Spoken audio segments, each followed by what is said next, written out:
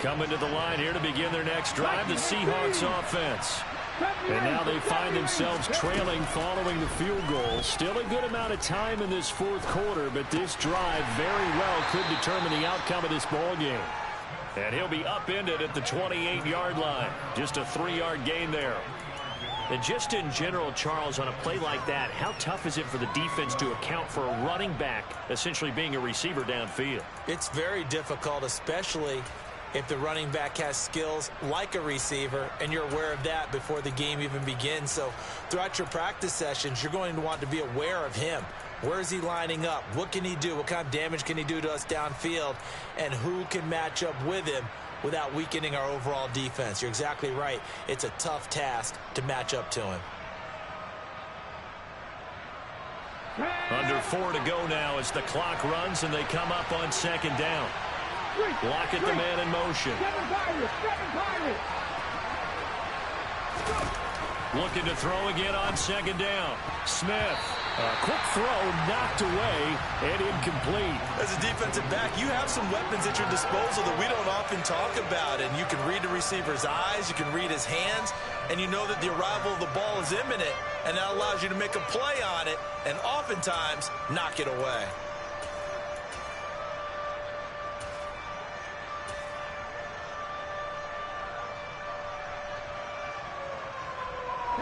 One of the bigger plays in the game thus far, and the crowd getting into it as we come up on a big third down. Now Geno.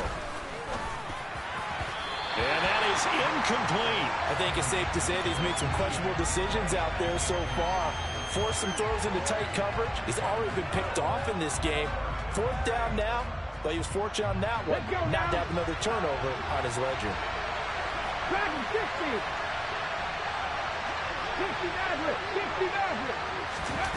Desperation time for Smith on fourth down. Flush to his right. Going for Metcalf on the deep ball. And it's incomplete. They cannot convert, and they turn it over. Pete Carroll rolled the dice, but it didn't work out. And the Jets are going to get the football here in great field position.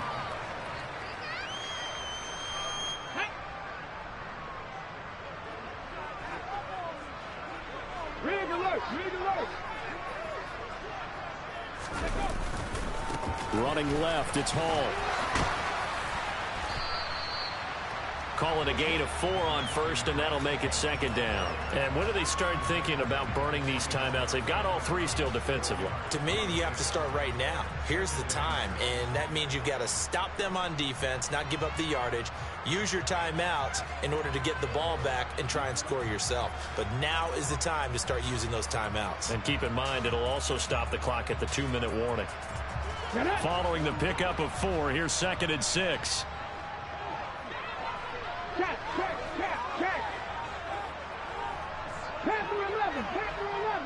18, Pioneer. Hall again on second down. And he's in. Touchdown, Jets. Breece Hall. His third touchdown of the game, number 11 on the year. And the Jets get an important score there to extend their lead here in this fourth quarter. Extra point attempt to come here.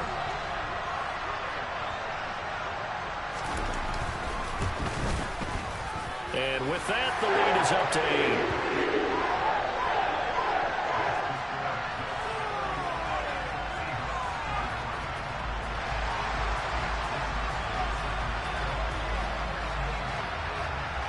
Here is Wisnowski to boot it away following the touchdown. They'll elect to bring it out here from the end zone. And he'll be stopped right around where he would have been had he gone down to a knee, maybe a yard shy of there at the 24.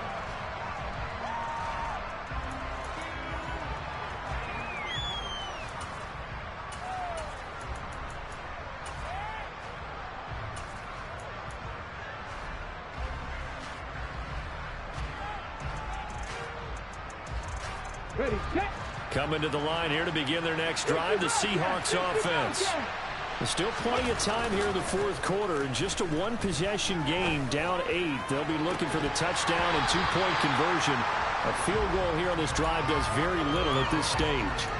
Throwing on first down, but this one winds up to be incomplete. So another incompletion there. He's hitting on fewer than half his pass attempts in this one, and that is not a winning formula. Yeah, so let's make sure we give a little bit of credit to the defense here. They've given him a lot to think about, a lot of different looks, and he seems a little bit confused trying to complete passes. They try to throw on second down, but this one is incomplete. Well, so far in this drive, they've done some good work. They force incompletions on first and second down, bring up 3rd and 10.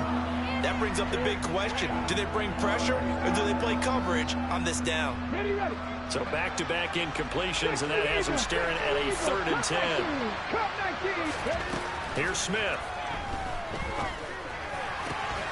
That's caught by his big tight end, Mike Gesicki.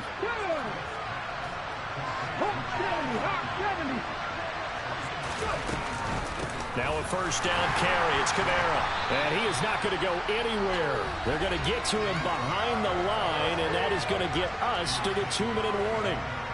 2 yards the loss, 2nd and 12.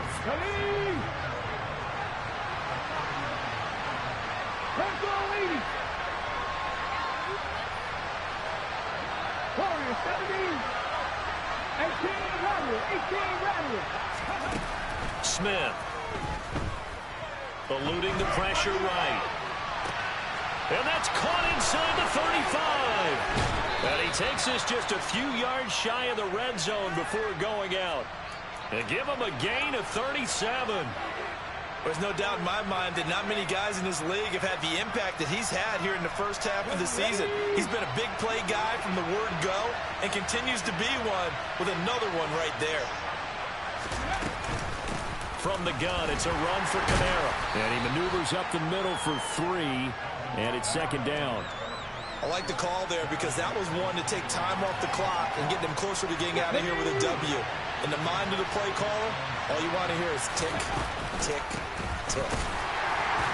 And he'll take this inside the 20 and down to the 18. This will be the 8th play of the drive here. 3rd and 4. Smith now to throw. And that is incomplete. Oh, he had a defender right there with him to force that to the ground. And 4th down now coming up. With that incompletion, reality is staring them right in the face. This entire game is down to the next snap. Come on, come on. Hey. Mustang 19. Buffalo 18. 70 Rangers, 70 Rangers. They snap it to Smith. Throw right side, caught by Davis. And the Seahawks are going to have 1st and goal as they try to finish off this drive with 6 points. Now it's Smith. Steps away to his left. And he'll just throw this one over in the way of the security crew. Incomplete here. Limited time left on the clock after that incompletion. So I think both sides are going to savor every second to prepare before the next snap. Because once the ball's in motion, it may be a non-stop push to finish this drive off. Everyone better be on the same page right now, because I think they're going to try and get several plays off in quick succession if they can. And this will be caught. Touchdown. So in the final minute here, now a 2-point conversion will tie the game. The touchdown's massive, but now they've got to have 2 to possibly take this to overtime. All right, now the Seahawks face a big 2-point conversion attempt.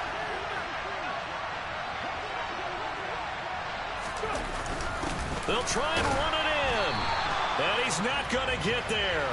The defense able to come up with a big stop, and they're going to hold on to their 2-point lead.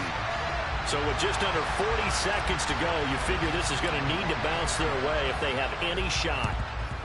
And now the Jets are going to get this one, and that might be all she wrote. Well, GG, bro. They needed the football back. Unfortunately, they couldn't get it. And I know we brought analytics into the game, and someone has said here that the data says that when a team's expecting an onside kick, 80% of the time, the team expecting it, they do actually recover the ball, which is what we saw here. I just wonder if that number is much more of an anecdotal type of a number. Kind of like when the coaches tell us, well, when you score on special teams, 93% of the time you win the game. I'm still waiting to see that number is empirical. Now the Seahawks going to use the first of their timeouts as the clock will stop with 33 seconds remaining.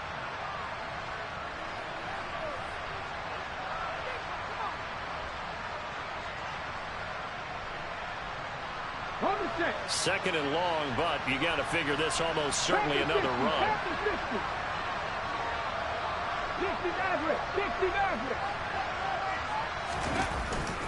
Ball again on second down. And he's up across midfield and down into Seattle territory. Now a second timeout called for by the defense. That'll leave him with just one remaining in this fourth quarter of play.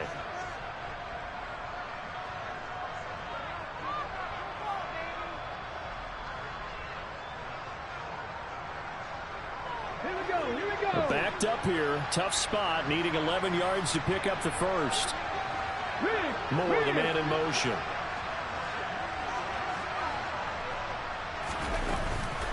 Paul again. He finds nothing but green grass here, middle of the field. And he's across for the touchdown. And in the final minute, that should just about seal it. And that rushing touchdown, his fourth, puts him just one shy of the NFL record in a single game. And we all know he would love to get to that record and even beyond it, but he doesn't need to in order to impress in this one, does he? What a performance. What an absolute great game that he's had here in this one. And oh, he clanks it off the right upright, and it's no good.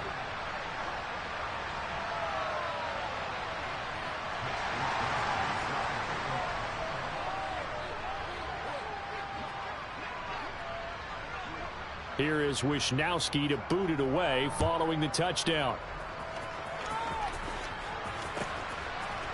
And we'll see a return here from the end zone. And only able to get this to the 19, so probably should have opted for the touchback.